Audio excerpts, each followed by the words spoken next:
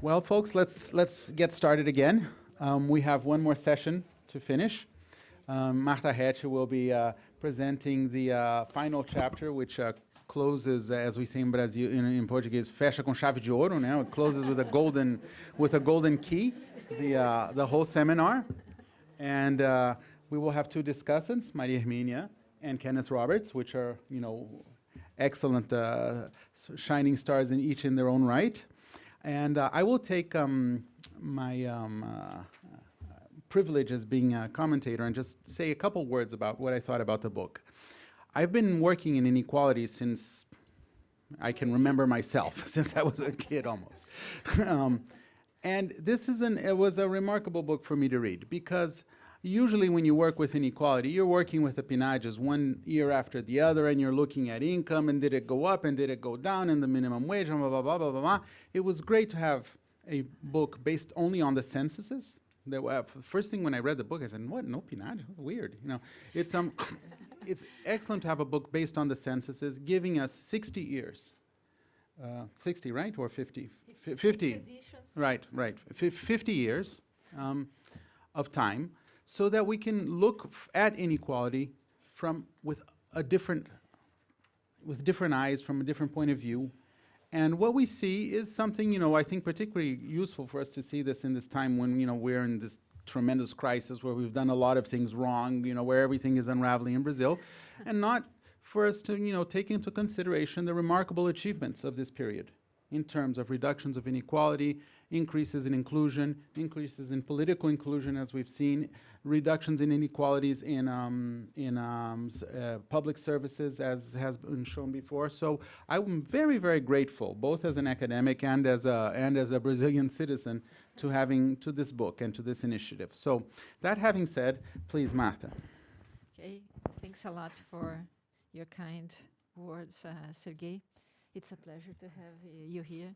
You're right, you are one of the references on the studies of inequality in Brazil, so I'm honored by this compliment. Thank you. Be sure.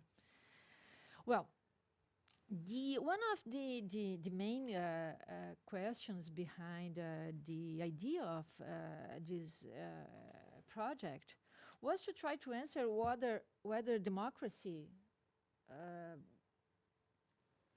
made some matter in Brazil, made some difference for inequality reduction.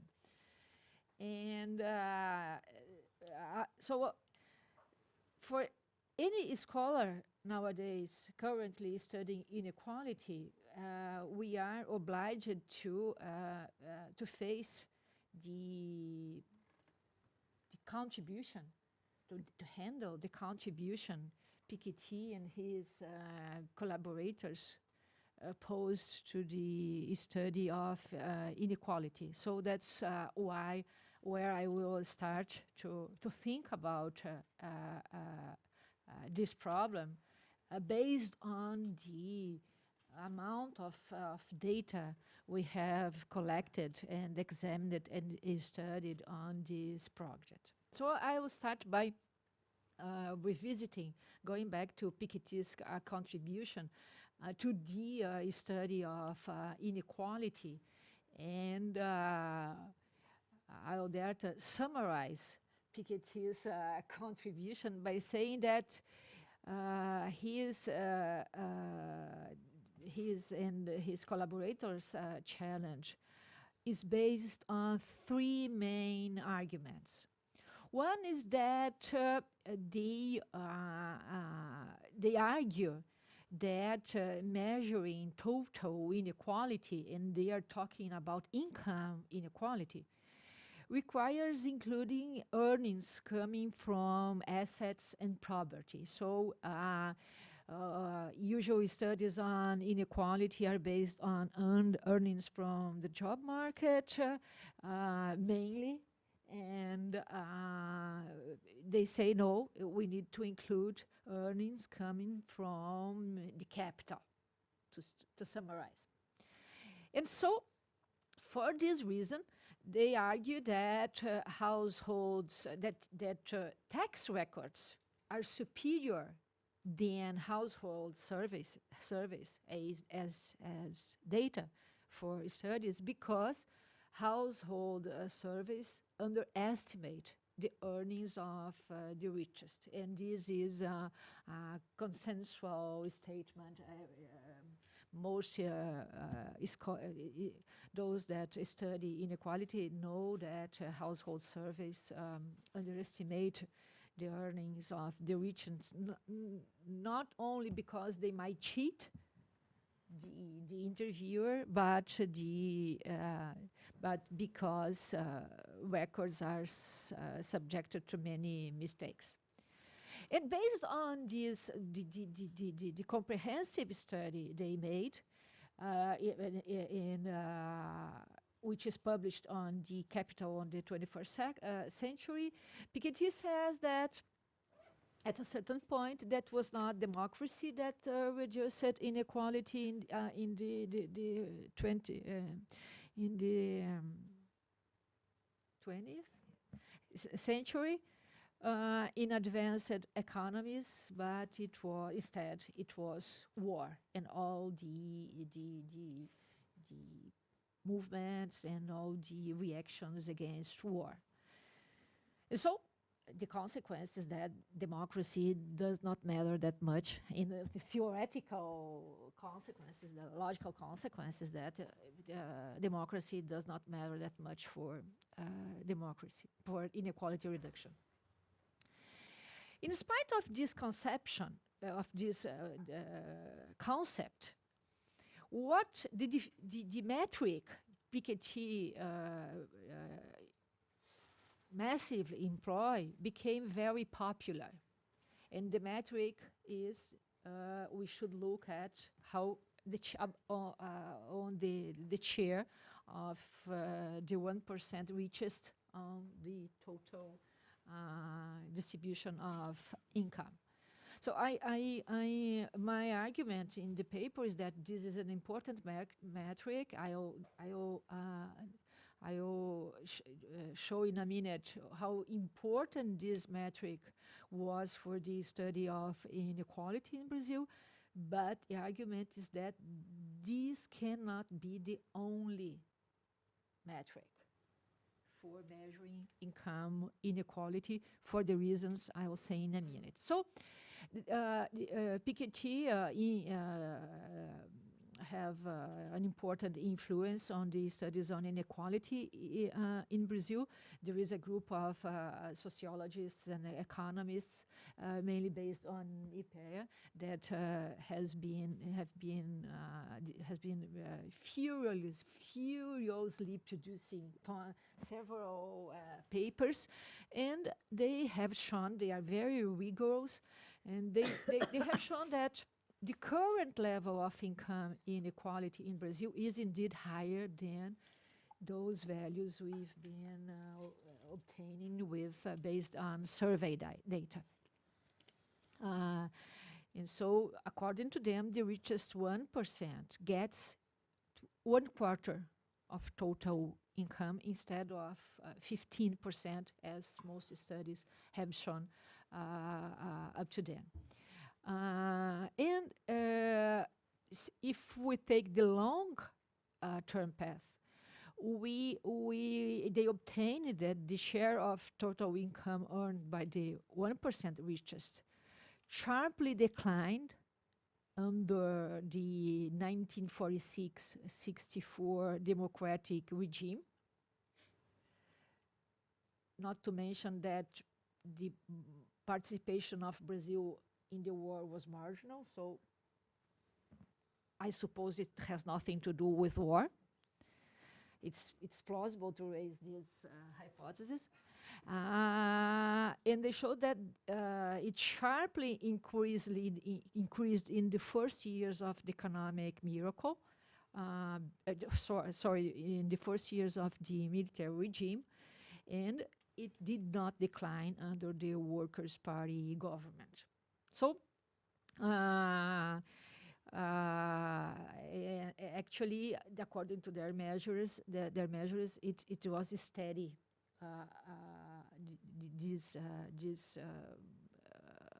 the share of the richest 1% was steady.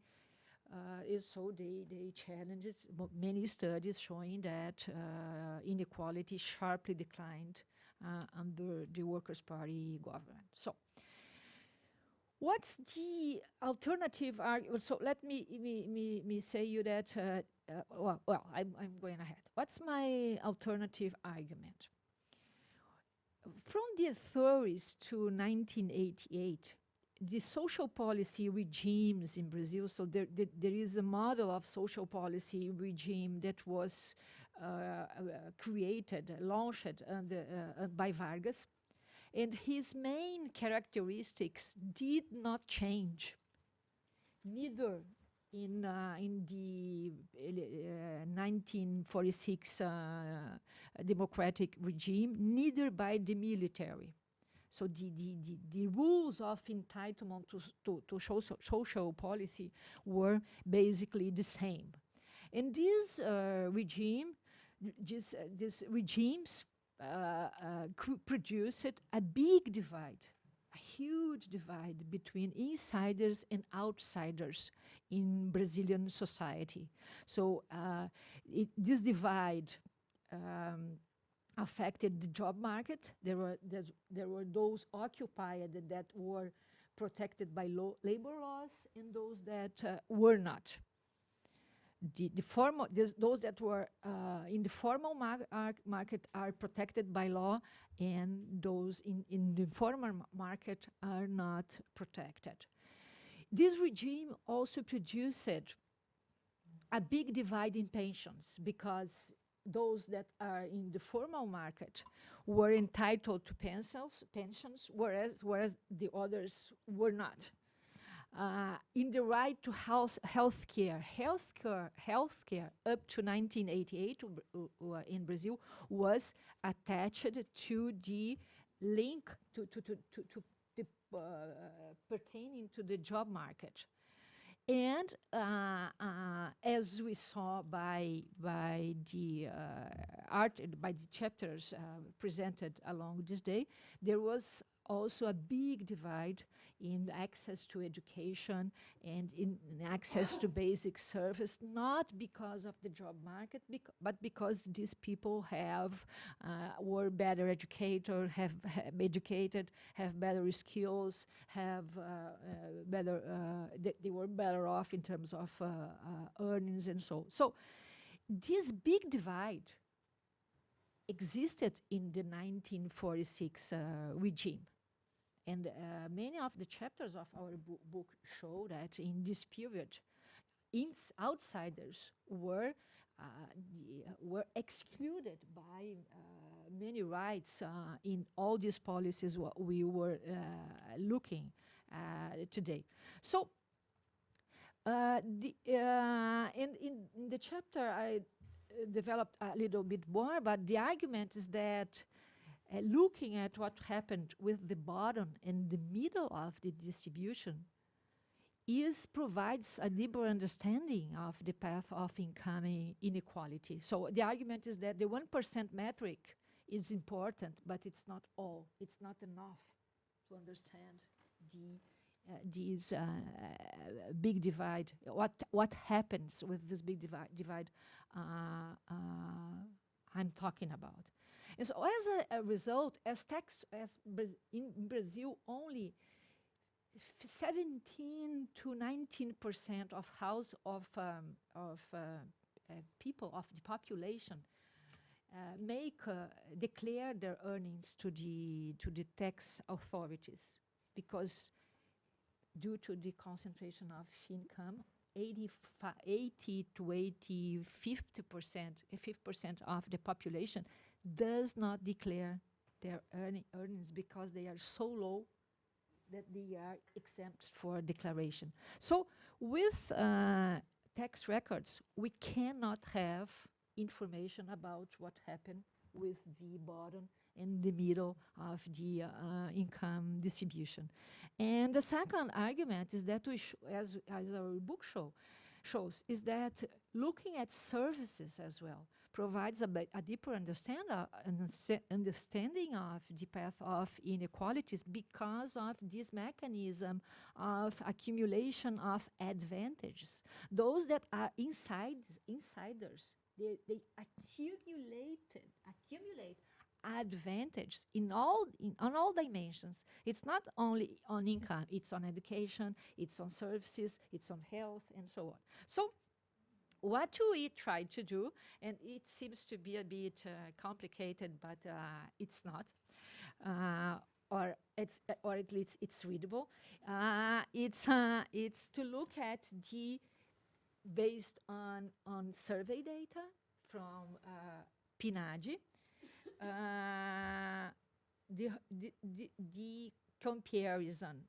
So let me go to the next one, which will be easier. So here I'm doing what I said. Let's look at what happened to the bottom of the income distribution in Brazil. So this dashed line is 1985. All lines are compare the change in the income distribution with the situation in 1984 when the bureaucratization started in Brazil. Okay, so these tiles are displayed here, and so if there is lines, if the line is above the dashed line, it means that inequality increased. And you can see what the decile was benefited by the position of the curve, okay? So if the line is below the dashed line, it means that inequality was reduced, and you can say which decile was benefited by, controlled by the shape of the curve, right? So this morning, we were wondering whether this current economic crisis will make worse the situation of the poorest. If we look at these years, 1992 was an economic recession year. 2003 was an economic recession year. If we look at the whole distribution, we see that these years, the top of the income distribution lose, of course. This is survey data. So the richest earnings are underestimated here, okay? But in any case, look at what happened with the poorest. They earned something. What explained this inequality reduction mechanism? The pensions linked to the value, earmarked to the value of the minimum wage. And so, so if we look at the difference between 2014 and 1985, we say, okay, democracy in Brazil had an important contribution toward inequality reduction, and it highly benefited the poor. But if we look at each of these mechanisms, we see that first, inequality reduction began before Plano Real. The poor were benefited by income inequality reduction before Plano Real, which means that Plano Real and the stabilization of the currency was important to reduce poverty and inequality, but non-contributory pensions attached to the minimum wage played an important role. And if you look at the microdata, we see that there is a change in the distribution of deciles from 1992 on.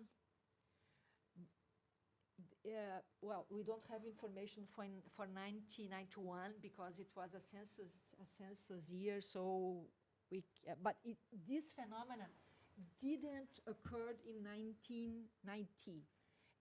Which phenomena is this? A larger number of deciles have their earnings linked to the minimum wage. Around 3 deciles of demand, no, 3 ventiles of demand, and 4 ventiles of the women.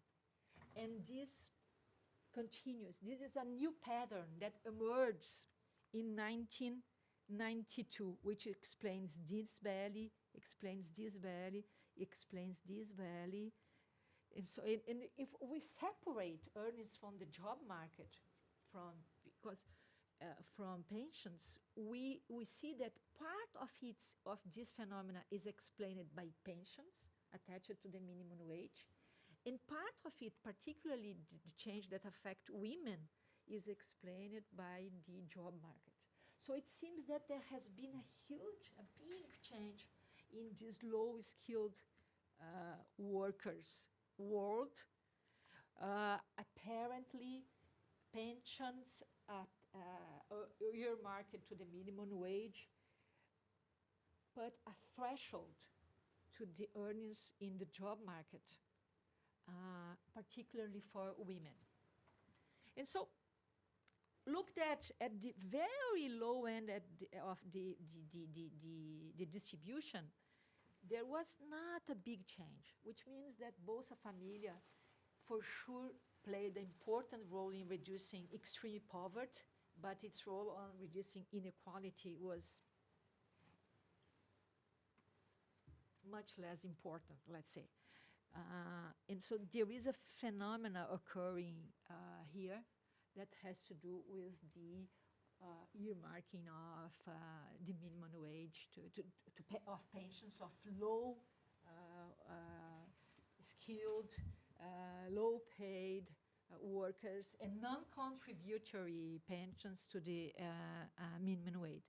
And this phenomena is explained by our second session this morning, the work by Naércio, Carlos Antônio, and which David Lam commented. So, but the point is that this, the political story is that it has to do with the 1988 Federal Constitution, right? Again, if you look at the change regarding the supply of education, the big leap started again in 1991. I'm summarizing a very complicated story, but again, the big leap was not, it's not explained by the Workers' Party in power, and it's not explained by any other party in power. It has to do with my argument. Okay, let me show you again that this is the supply again. So look at this is the coverage rates here, and the coverage rates, and these are some deciles. So look at the story of incremental inclusion of the poorest. Eduardo and I just talked about which one has its own speed. It's very different. And so, but anyway, the argument is that we can see that first, if we look at what happened with the bottom and the middle of the income distribution in Brazil, we can say that democracy did reduce inequality in Brazil, but the mechanism was what I call in this paper, in an effort to summarize all we've been talking about all day long, a mechanism of the inclusion of outsiders, those that were excluded from the well-being of Brazilian society, both in the 1946 democratic regime, by the military regime,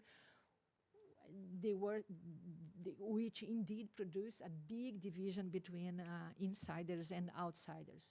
And the argument is that this change of paradigm toward inclusion had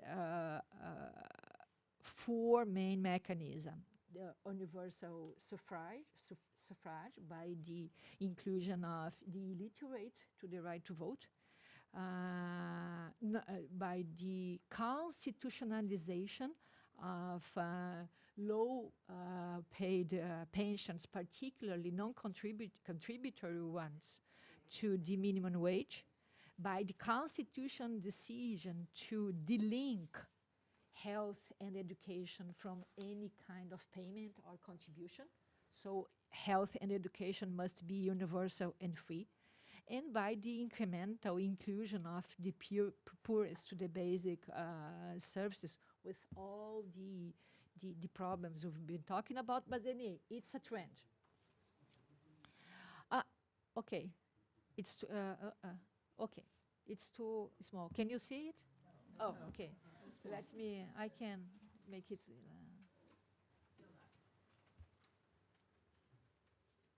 Just a second. If I handle this, no. Just a second. It's Lá em cima. Ai, mas Jesus Cristo, como é que eu faço isso? Aqui em cima, no onde Faz está. pra mim. Onde está? Ilumina tudo. Ah? Ilumina tudo. Vai em home. Aqui, onde? Aqui, home? Isso. Agora vai na rua. Aí, isso aí aumenta. Dá 14. É 14, é muito grande. Já volto, calma. Dá 12. Não, né? Onde que tá aqui, né? Tira aquele coisinho ali. Então, põe 12. 16. Ok? Ok. Vamos ver. Uhum. Okay, so the argument is that the key decisions that led to the inclusion of outsiders were indeed taken during the democratization process in Brazil. Either the inclusion of the illiterate and into the right to vote, which makes, as Fernando and José have shown, that the former outsiders, or the poorest, or the low-skilled workers, or those that are not able to pay for health care and education and so on, they are highly likely to vote. I'm of course summarizing the richer discussion we have this morning. And the second main decision, which started all the remaining changes, was the constitutional entitlement to pensions, to education, and to health care, regardless of payment capacity. So for political science, this is a very, very challenging information, because the most popular theories for political science for inequality reductions explain inequality reduction either by the median voter theory or by partisan government. And instead, what we have found, that these key policy decisions were the result of the political mobilization around poverty and inequality along the transition to democracy, meaning that they were taken long before universal suffrage was already there, and that neither of the most important parties that came to take power in Brazilian government were already in power. And I won't have time to explain that. the most challenging fact is that the left-wing parties have a very small number of seats, both in the democratization period and in the Constituent Assembly. And there one very important study, in my opinion, that shows that these decisions were the result of the strategic use of the parliamentary rules by progressive representatives that took place in key commissions in the Constituent Assembly. But the point is that if the start of the process was a byproduct of the political mobilization around poverty and inequality in the democratization period, these two decisions created another path, let's say, because former outsides are highly likely to take part to vote, and they ended up as a large constituency that may decide a decision in a voting, an election in Brazil. So what we have seen in the last 2 decades or so is that both conservative and left-wing parties converge to the preferences of this constituency. So the conservative parties, that their, let's say, main constituency is not enough to win an election. In left-wing classic constituency is not enough to win a majoritarian elections. Left-wing parties, let's say conservative parties, does not seem to have big problems thus far with the needs of this constituency. Instead, their main, let's say, problem is with the pensions the pensions scheme that favor the former outsiders and the labor legislation. So conservative parties somehow skip the preferences of former insiders, and both left-wing parties and conservative parties converge toward the preference of this bottom of the income distribution. The result is that any decision on the parliament regarding the value of the minimum wage is approved by all parties. Actually, the opposition party challenges the incumbent party, saying that the minimum wage could be higher. No matter what the party is incumbent and what party is in the opposition, it's the dominant strategy of both groups, let's say, of both conservative and left-wing parties.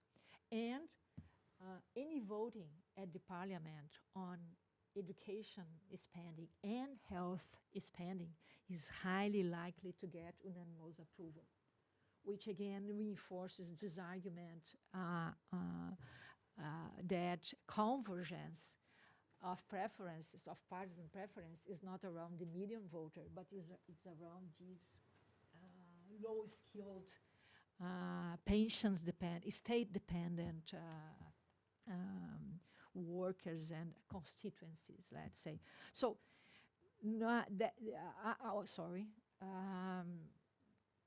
so the point is that these dynamics poses strong political pressures toward increasing spending. So, and this is the point where we are now. But let's say the provision is that it will be highly unlikely to create majoritarian coalitions in the parliament to impose losses on these constituencies, because they are, in my opinion, it's not the medium voter that it's key for, given this division between insiders and outsiders, the key electoral constituency is those that are dependent on health and education and on minimum wage state spending.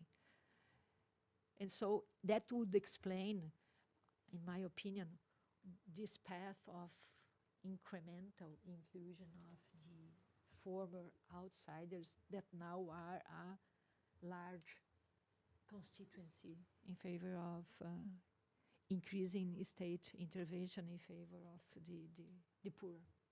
That's it for the moment. Okay, Thank you. thank you, Marta. So we go to Professor Roberts for his comments. Okay. Feel free to let me know if I bump up against the time limit. Let me just start by thanking everyone for inviting me to be part of this today. It's been a great opportunity for me to learn some new issues related to Brazil, and I have to confess at the outset that I'm not a Brazilian specialist. I work more broadly on the political economy of Latin America, and so I work on redistributive politics and issues in other parts of Latin America. But part of what was very interesting for me in reading this book and being part of the discussion today is to really learn in great detail where the Brazilian case really fits within the larger experience within Latin America. And that's really what I'd like to talk a little bit about in my comments, is to try to take what we've learned from this book and from this concluding chapter in particular, and to try to put it within a larger comparative perspective and understand in particular where this book fits into some of the larger debates about inequality and efforts to try to reduce inequalities in contemporary Latin American societies. So I think there are a couple of key contributions that this book makes, and I'll focus in particular on the concluding chapter that Marta's just been presenting. And I think the key places where it connects to some of the larger debates, I want to talk about the question of inequality and how we conceptualize it and how we try to measure it. And this is something that has been on the agenda a little bit this afternoon. Also, I want to talk a little bit about the role of states and markets within the process of reducing inequalities. Say a few words then about the big questions about democracy that Marta was just discussing. And then finally, some points about the role of the left and the so-called left turn and the role that that's played within the declining inequalities within the region. First of all, I think one of the key contributions that this book is making is to help us think more systematically about inequalities, and in particular to try to move beyond the Gini index of income inequality and to try to understand not only can you measure that in different ways that we've just been talking about, because you can measure a Gini index of income inequality with tax returns, or you can measure it through household surveys, and there are limitations in both of those approaches. But even then, moving beyond that, I think what Marta is contributing in this final chapter is to think more systematically about the notion of cumulative advantages and disadvantages, going beyond just the distribution of income to try to understand a broad range of social services and public goods, and the fact that those are clearly related to income, but it's another way of trying to think about and to try to measure inequalities. And so I think this chapter is very useful for trying to think about these alternative ways of trying to measure inequality. And I think when you do that, what jumps out in looking at the Brazilian case is how much progress really has been made in incorporating the outsiders and extending some of these social services and public goods to the sectors that were outsiders before. And I also think that this differentiation between insiders and outsiders is very helpful for trying to understand different kinds of social policy regimes and how they developed historically, because this is not at all just a Brazilian story. This is a Latin American story about a certain social welfare regime that developed in the import substitution industrialization era that tended to have these very segmented kinds of social policies that benefited the formal workforce, that did have access to pensions, did have access to health care, but it tended to be very exclusive towards other groups within society. So this is very much a region-wide challenge the new democratic governments in Latin America have faced in a context where the economic model has shifted. We're no longer in the ISI era of state-led development like we were in the 30s and 40s and 50s. So there's a new economic model, but also a fundamental changes in terms of the social policy regime and the efforts in Brazil to try to move towards what you're really talking about is movement towards more universalistic kinds of social welfare policies, which is really not what the old social welfare regime is about. And it's really, I would argue, different from at least sort of the market fundamentalist logic of neoliberalism. If you look at the Chilean cases that developed under Piñera, the older Piñera who was there under Pinochet, but there was a certain logic of the neoliberal model and a certain kind of welfare state that went with that is quite different from the kinds of universalistic logic that you're talking here embedded within the 1988 Constitution. So I think that ultimately there's a lot we can learn here in thinking about inequalities, different ways to try to measure them, and different kinds of social policy regimes and what they have to do with the efforts to try to reduce inequalities. Another issue then that jumps out at me in this work is thinking about the role of markets and states in the recent experience within the region, because there's been at least some attention that has been devoted to Latin America because the sort of the standard measures of Gini indexes of inequality do show that there has been a regional decline in inequalities since the early 2000s. And so there's a debate that's gone on. All right, what accounts for that? Is it because of market forces that is driving it? Is this because economic growth and declining debt levels, and it's because of the commodity boom, so there are new resources, there are new jobs being created, wages have been creeping up. So how much of this declining inequality is being driven by market forces? How much of it is attributable to new social welfare policies? How much of it is the role of the state or different kinds of government and institutional changes that have been adopted? If to the extent that governments have played a role in that, to what extent is this a story about the so-called left turn, right? The fact that you've got leftist governments in power in much of the region since the late 1990s. So to what extent is this declining inequality within the region attributable to those political shifts? So part of what's very powerful, I think, in this concluding chapter is you show very clearly this is not just a story about the commodity boom, right? It's not a story about the economic expansion since 2003. This, in fact, goes back to the 1990s. In fact, it's not. I would have guessed that it was a story more about Brazil and Latin America in the post-adjustment era. I think the politics of the region shifted once you defeated hyperinflation in the mid-1990s, and new attention gets focused on social welfare and redistributive issues. But as you point out in this chapter, it's, this to be sort of the turning point really comes even before you defeat hyperinflation in Brazil. And so it starts with the '88 Constitution, and then the key changes in the early 1990s to link pensions and other kinds of programs to minimum wages. And so this is certainly, not a story about the commodity boom, and that may have made new resources possible that allowed some of the expansion and the deepening of the measures under the PT governments, but it's not a story about the commodity boom. It's not a story about the PT, and there is a deeper story that goes with this, and the origins of the shift come earlier, and I think that's a very important point to be making. That clearly then raises the question about democracy, and what does all this say?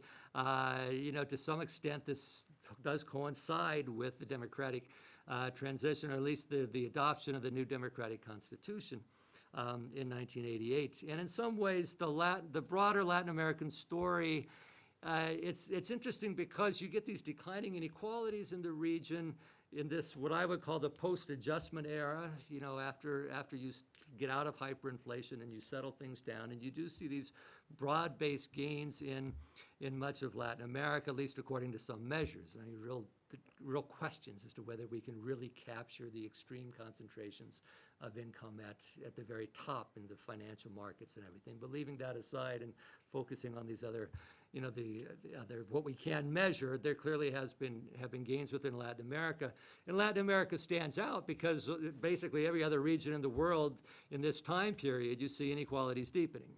And so it's not clear, is Latin America, is this just a regression to the mean phenomenon because Latin America is still out there as the most extreme region, and maybe Latin America is just converging on global norms, or is there something going on that is distinctive about the regional experience? And one of the key questions is the fact that, Latin America goes through democratization in the 80s. It coincides with a tremendous economic crisis. Clearly, little or no improvement in social indicators or inequality or anything else that goes on in the 80s and much of the 1990s in Latin America. But once you do stabilize, get beyond that era of economic crisis and adjustment, the region enters a new phase politically, and you do begin to see improvements. And so how much of that is a story about democracy, I think is a very big question.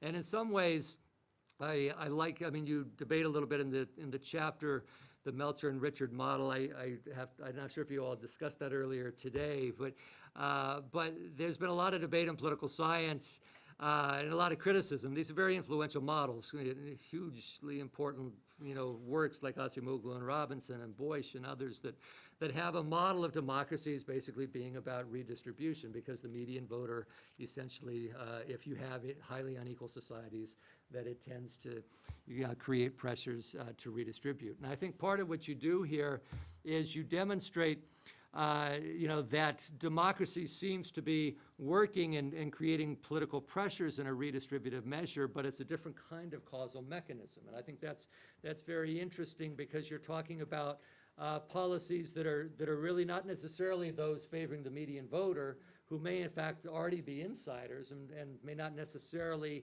benefit from an extension of these programs to the outsiders.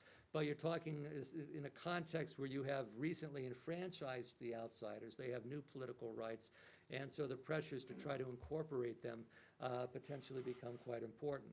And this is where it gets puzzling to me, because there's a long history in Latin America, even where the poor do have the right to vote, they're not necessarily supporting progressive or reformist or left-leaning kinds of parties. There's a long tradition of patron clientelism and other kinds of political mechanisms by which conservative parties win the political support of non-elite groups. Conservative parties would never be able to compete electorally if they only attracted the support of the elites. And so they have to have popular bases. There are conventional ways of doing that without creating redistributive pressures. And what's interesting in the Brazilian case, and I think more broadly in the region, is that the competitive pressures of democracy do seem to be pushing towards governments that are responding to these needs and demands from below. It may not be sort of a Meltzer-Richard kind of argument about sort of broad popular majorities.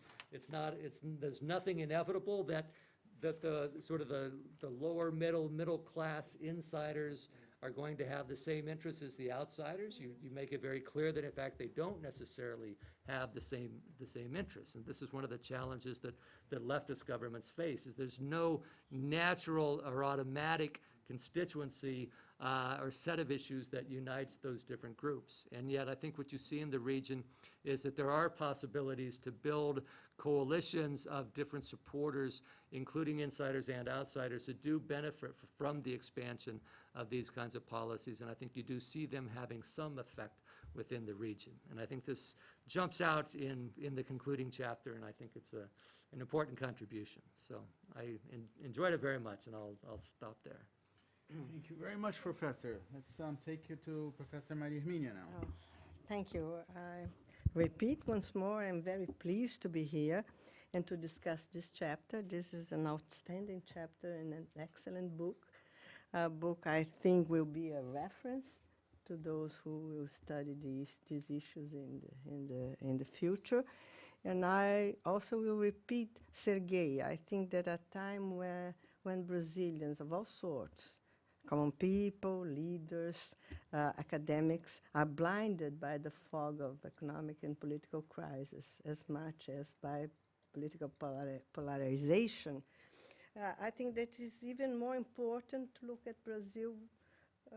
Brazil's achievements and pitfalls with the benefit of hindsight.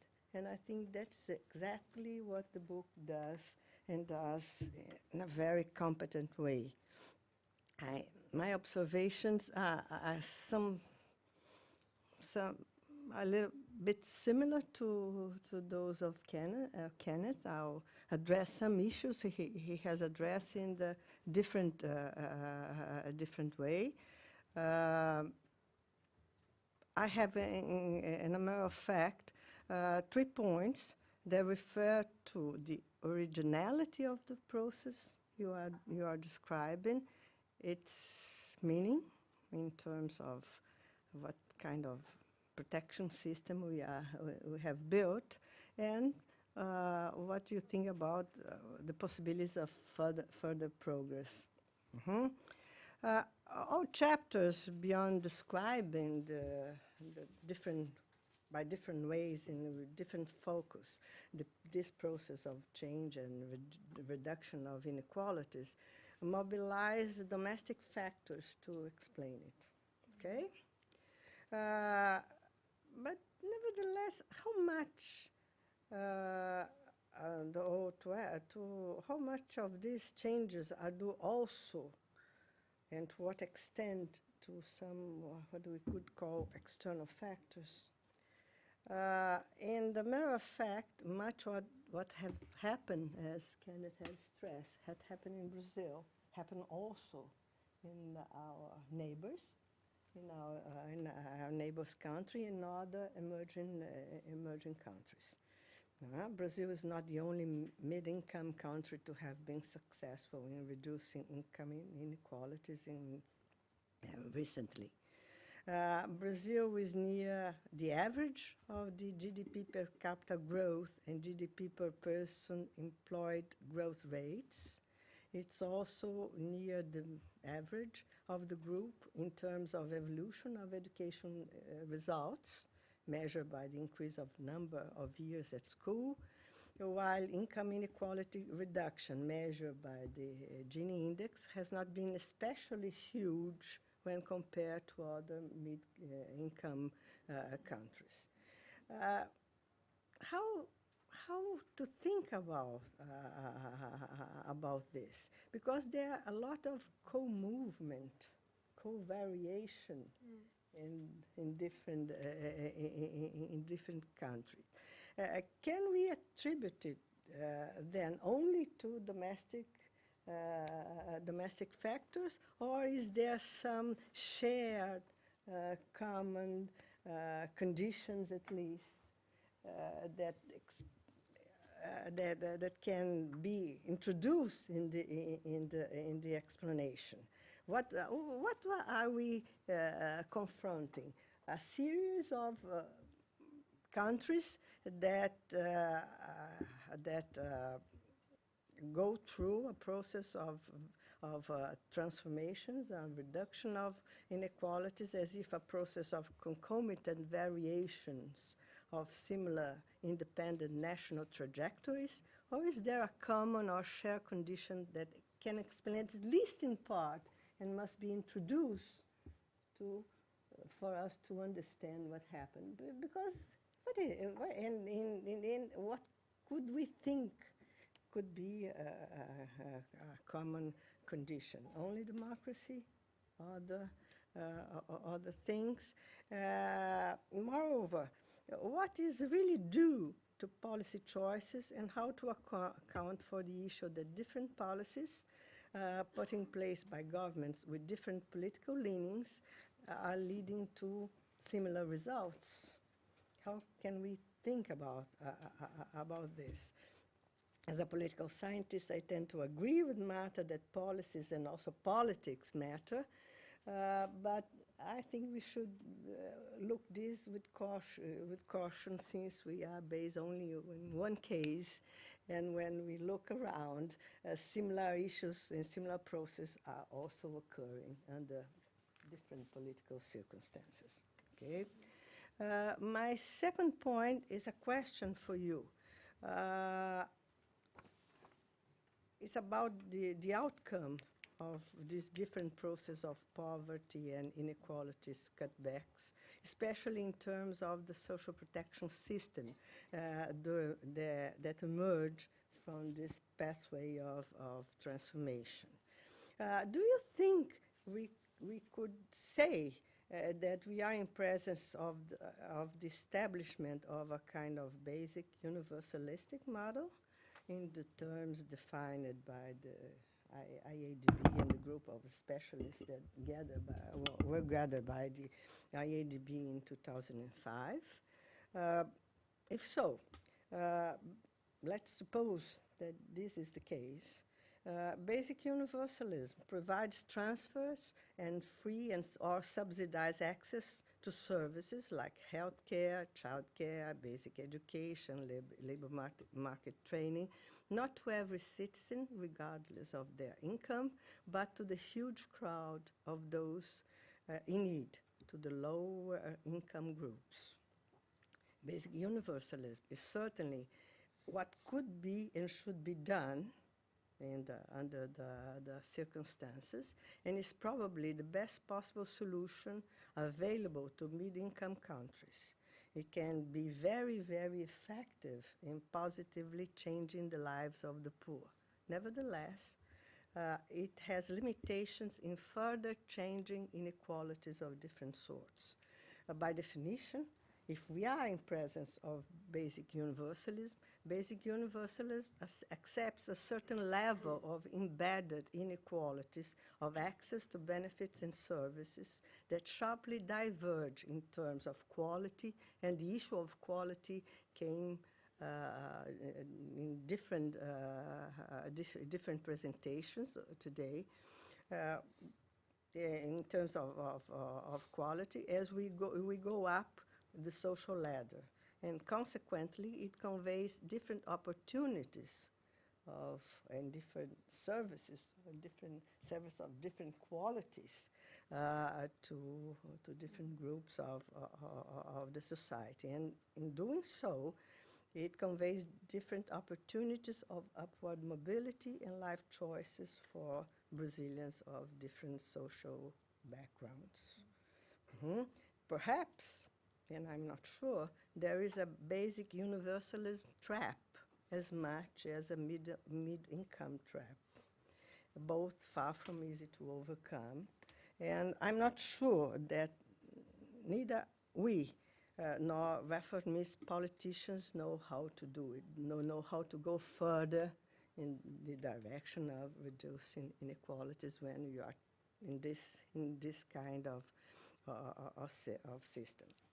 What I'm suggesting is that the continuity of the successful trajectories that has been described in the book and analyzed in the book will not follow naturally from the iteration of the conditions and the policies that allowed for their previous accomplishment, even if this iteration is feasible. I don't know if they are. There are specific challenges to be faced and surmounted if Brazil is to further move towards a more fair society. And I know it's still kind of speculative, but I would like to hear about this. Moreover, I understand that this virtuous development that occur in Brazil, as you have shown, in a political context where there has been a significant consensus around a social reformist agenda, and an electoral competition for votes of the mass of the poor, which included a strong left-wing reformist party, although the party has been in government only after 2002. The Workers' Party was there since 1989 as a powerful competitor to other groups. And that consensus, which Samuel Pessoa labeled, I think very, very precisely as the social contract of 1998 Constitution, is, as of now, broken or on the verge of collapsing. At least I think so. and so is the Workers' Party. Even though aspirations for the reduction of poverty and inequalities and the encompassing desire for equal rights and social inclusion and social respect seems to be strong as ever in the Brazilian society. In brief, I would like to hear you in a speculative way how this process of very important changes, what are the prospect of this process of very important changes? And I'm suggesting that we should begin to think about the conditions of further advancing this process that are not assured gentleman beforehand. And that's maybe it's an incentive for the authors of the book to write a second volume, The Trajectories of Inequality Reloaded. Thank you. Well, thank you very much, both of our commenters, for the insightful comments. I would like to open up maybe to five questions.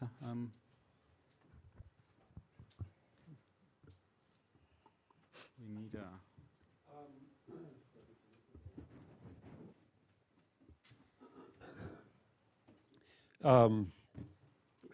It's a very interesting chapter and a very interesting conclusion. I guess I'd like to put a note of skepticism in. I mean, I'm actually not persuaded that I think you're giving too much credit to democracy, or at least I'll throw it out there.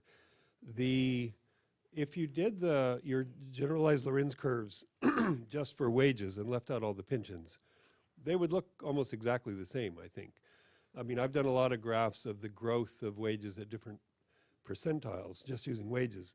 They're much higher at the bottom than at the top, and they're also high in parts of the distribution that can't really be explained by the minimum wage, I think. But Sergio might have an opinion about that. But I think the pension component is no doubt important, but it's not what's making wage inequality go down. I mean, wage inequality is going down as much as the overall income inequality, and that maybe it has to do with the minimum wage, but I think it has to do with all these market forces and not just the commodity boom, but a lot of things going on that hit a lot of Latin America, as was pointed out. But similarly, I think the education is extremely important, but most of the education, or a lot of the education, certainly the education that's related to declining inequality in the 90s, obviously didn't happen in the 90s. It happened in the 80s and the 70s. So you can't give democracy credit for that either. Furthermore, the improvements in education that happened in the 90s, while there's many factors and I'm not at all an expert on it, but as I noted, that's when the school-age population stopped growing. It had been growing at 2 or 3% a year. It leveled off in a kind of interesting way that was kind of complicated dynamics, but it just kind of like stopped. And that must have been a contributing factor to the growth of education in the 90s. And anyway, the payoff for that is, comes much later. So I just wanted to be devil's advocate and say, I think these big trends in inequality that the book documents in declining inequality have a lot of other things going on, and I think you've given too much credit to democracy for the sake of argument.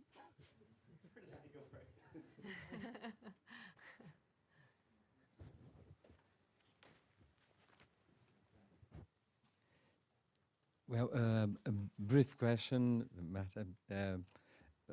Looking at the future, you said that the chapter says that reducing inequality has not to do with the median voter, and even neither to party government, but it's related to putting outsiders inside the process. Yeah, I think this process, and there was that consensus at the Constitution, but nowadays it's difficult to see that consensus between conservative and progressive parties. So Yeah, my question is, what's the reach of what we could forecast from this very unique process of according to your chapter, of reducing inequality? What are the chapters, if that process is sustainable? Because the inequality has not been inside the political agenda as well. It's not by the government, it's not median voter, and it's not a major subject in Brazilian political agenda. It's been poverty and stabilization. So now it's a very conjunctural question.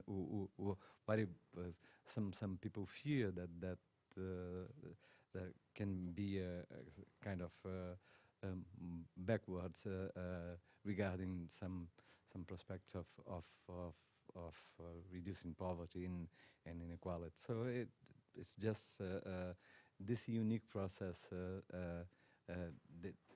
this limits the line of going further. That's my question. It's going to take a long time. Can I start? So Marta, I may have missed some important points, but one thing that stayed in my mind is that the income of the 1% more or less remained the same through this process. And so if there was a process of redistribution, but that income was protected, be it 15% or 25%, so there is some kind of perverse distribution there in which those who are paying for the distribution are not the richest, but it's somebody below the richest.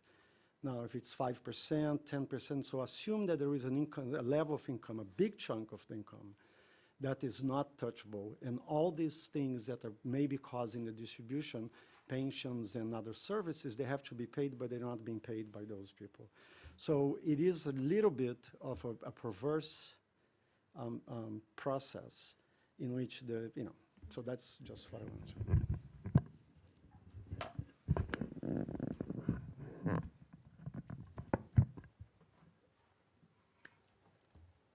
Well, I'm not sure I will be able to answer all the questions. Maybe we should stop now and get together again 3 months.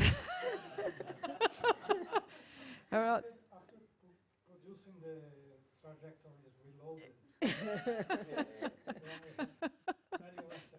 Please, in springtime. Yes, it's springtime. Please.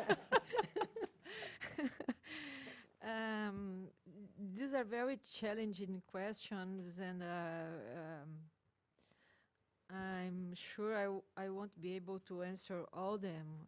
So it's very comfortable when we have very many questions in short time, because we can select the ones we are able to answer. Let me try to make sense. Let me start by José Cheibubi's answer point. So I think that one of the traps, let's say, logical traps of the Piketty's metric is that if there is no redistribution from the 1% toward the others, there is no redistribution at all. Exactly. Yeah. No, but that's not what I'm saying. So, No. But that's what Piketty says implicitly. yeah, that's why. Paying for everything. Isn't it? I don't know. Someone pays the state to do it. The amount of the federal administration debt is huge. Maybe all this inequality reduction has been paid by the state, indebting itself. I don't know, Okay, I'm just not guessing. by taxpayers, but The 1%. huh? The 1% is the one that leads to the state, right?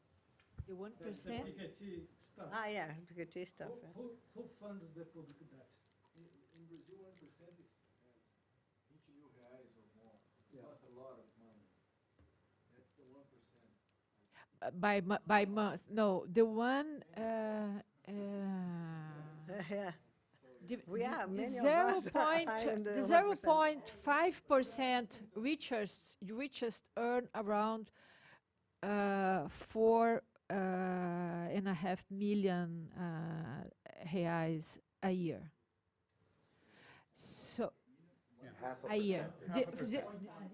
The half, the 0.5 richest. Yeah, yeah. Okay. Yeah, yeah. There is a bigger, but Exclude us, huh? there is We this are point I'll excluded try from this 1%. So the problem of the Piketty's metric, I'm not saying it's useless, it's wrong. I'm not saying that. It's a way of putting the redistribution issue that leads to this conclusion that only under very exceptional circumstances, either war or a communist regime can make redistribution, whereas the idea of redistribution requires only that a richer strata transfers to a poorer one. So if it is the 5%, it's still redistribution. But this matrix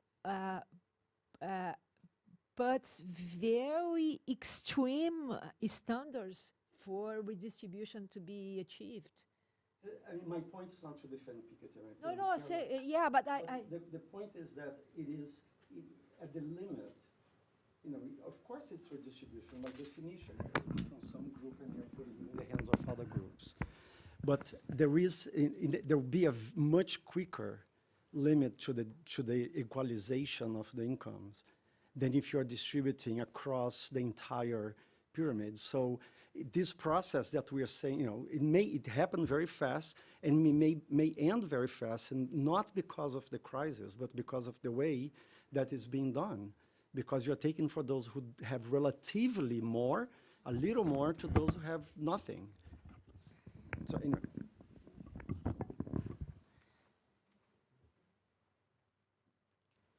we have not, as Carlos just raised the point, we have no clear idea where the money comes from.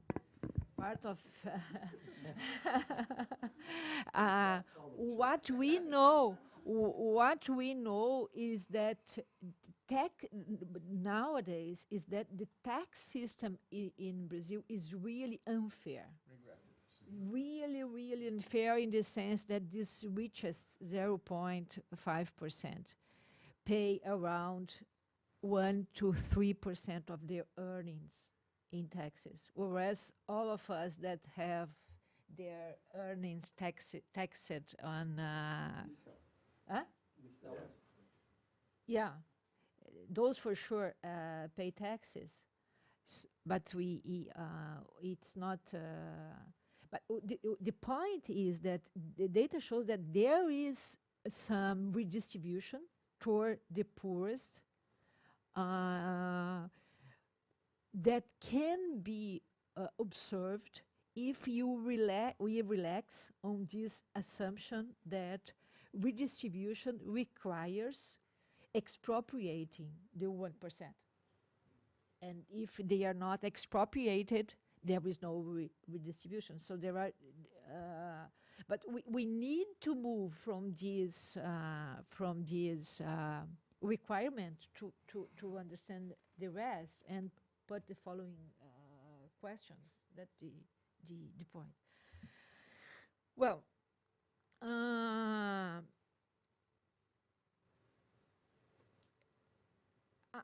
as far as I understand, the question Maria Herminia raised, and I'll just thank you for all your comments, and I think you raised a very key point. I'm not able to answer now, but this is a very important question. Why the client list model was not remodeled, was not repeated, and we moved toward a universalist model in the sense that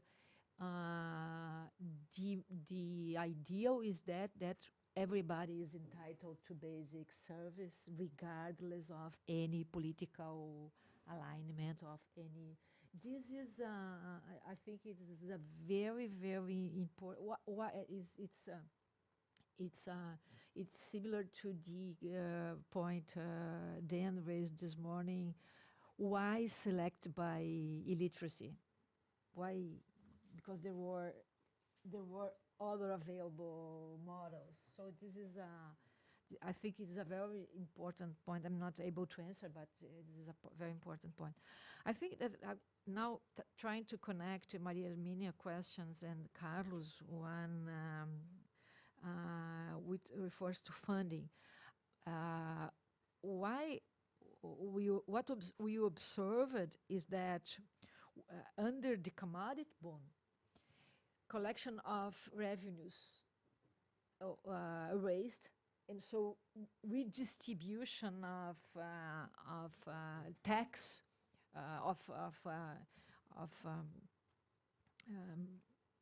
revenue through the state was easier, and so redistribution through the state with state money and payment of services and pensions was easier, or did not raise the temperature of the redistributive conflict, but this possibility is not available anymore. So there is a real problem of funding. It's not invented. It's real, and I think it's what makes the temperature very high now, because other possibilities that were available or were used in the past are not available anymore, like indebtedness or inflation or revenues for oil.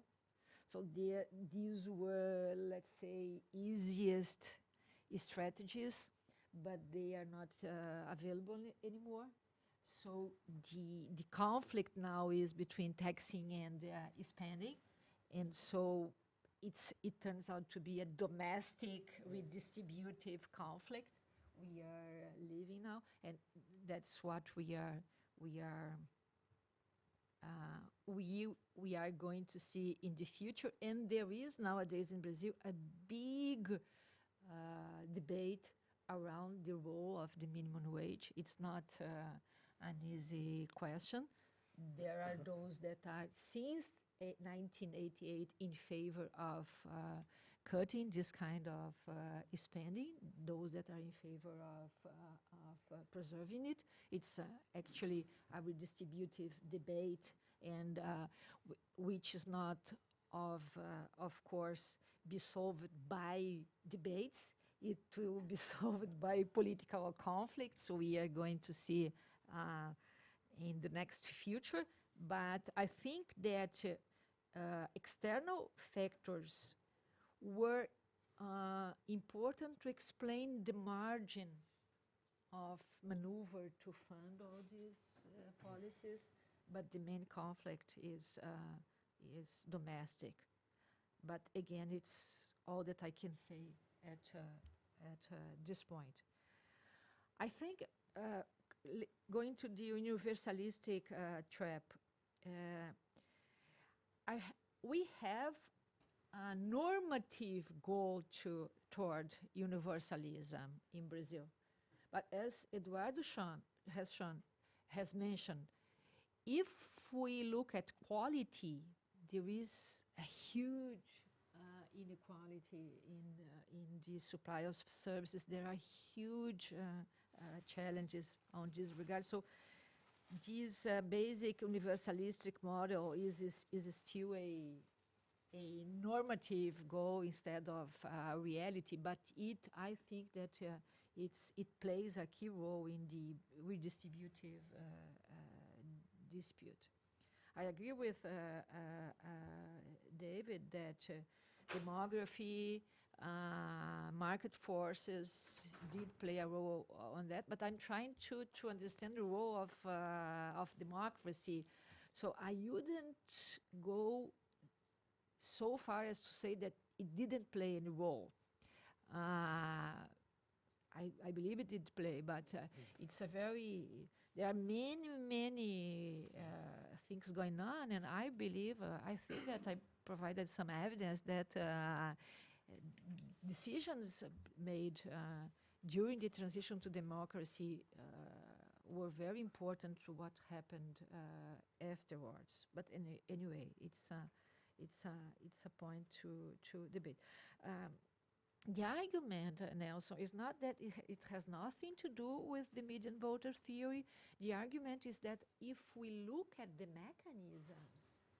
mechanisms are inclusion of outsiders and inside. So it might be that if you look at a income distribution model, you may find some fit with the median voter theory, but when we look at the mechanisms of inclusion, of the politics of all that, the inclusion of outsiders, in my opinion, better explains all these changes.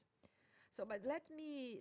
I would like maybe to finish by a point that Maria Hermínia and Kenneth raised about the role of left-wing parties. Kenneth has a very influential paper saying that it's true that all this story did not begin with the left-wing parties in power in Latin America.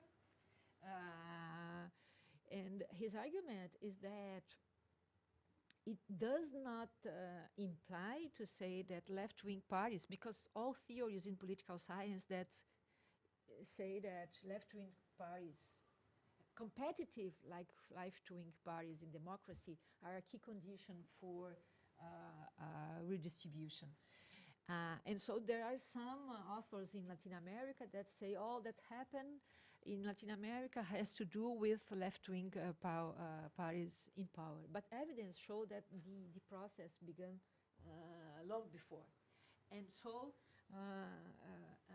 Kenneth Roberts puts an argument saying, well, but left-wing parties were not in power, but they were competitive, and they mobilize the inequality and poverty power, which I think is partly true, because it does not explain the beginning of the story in Brazil, but it explains the part of the after the second phase of the story, because the Workers' Party was competitive in all elections in Brazil.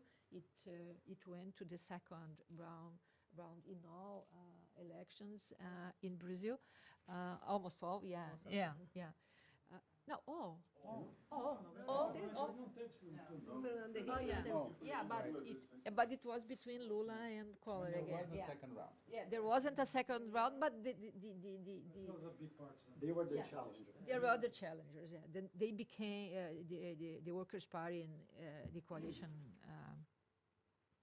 It was able to get together, was competitive anyway. So the argument is that it's not left-wing parties in power, but is the competitive power of left-wing parties that provides a strong incentive for redistribution, even under conservative government. So the bigger questions ahead, of course, in Brazil is the crisis, the potential crisis of if we are worried about political explanation for what comes next, is what's going to happen with the Workers' Party in Brazil after all that is happening. And this is still next elections will for sure provide better evidence to answer this question.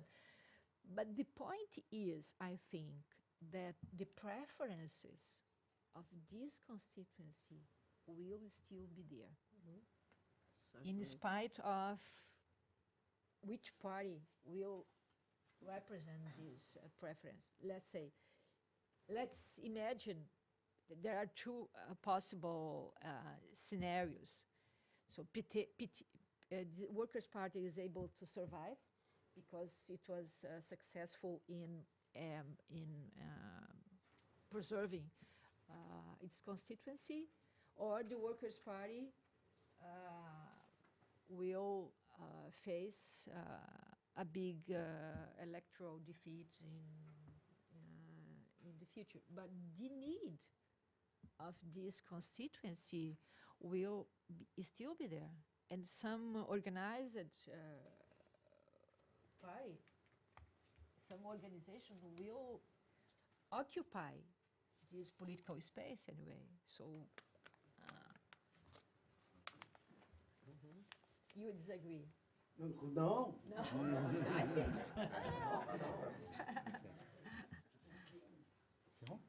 Yeah, thank you.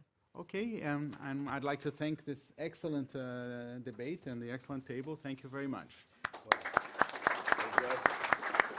Now, on behalf of the Brazil Institute and the Wilson Center, I have some thanks here to, obviously, to Marta and her team, to Professor Maria Hermínia, to my dear friend Carlos Eduardo, people that made this possible. Special thanks to the professors that came to discuss this, Ken Roberts, David Lamb, Peter Ward, to Daniel Gingrich, and to Matthew Taylor, who is in casa at the Wilson Center, to all the professors and the researchers that contributed chapters to the book. And I thank you very much for your presence, for having traveled to Washington to present, to share the contents of the book. Very special thanks to Ximena Leon Contreras from the Centro de Estudos da Metrópole, who helped in São Paulo to set this up. Ana Carolina Cárdenas and Michael Darden also were instrumental in putting this together, and it takes a lot of work to do so. I would like finally to maybe a note of, a little bit of optimism. Let's not be down. The United States, Brazil is not the only country that faces an uncertain future. Right? And we are not going to talk about it, but you know what I'm talking about. And so it is, but it has really been a great pleasure. And we are now going to start to work very hard on the idea of making this book available to a global audience. We have ideas about how to do this, and maybe in the global languages, starting with English, obviously. Languages, yes. There is also another country in Asia that has a lot of people, right? A couple of them. We have ideas. There is no.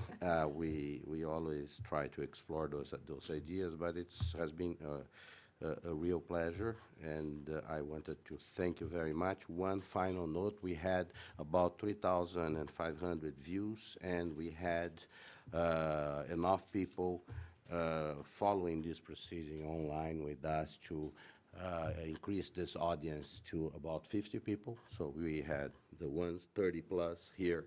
We have plus at some point we had almost 30 watching for a good stretch of time. So technology helps a lot. Thank you very much, and always stay check our website. We will have a very busy month of March with the 5th Brazilian Congressional Study Group on Innovation that will meet at Stanford and University in March. At the end of March, at the beginning of April, we will have another FAPESP week. at the University of Michigan, Ann Arbor, and at Ohio State University in Columbus, continuing our collaboration with the São Paulo Science Foundation. Thank you very much.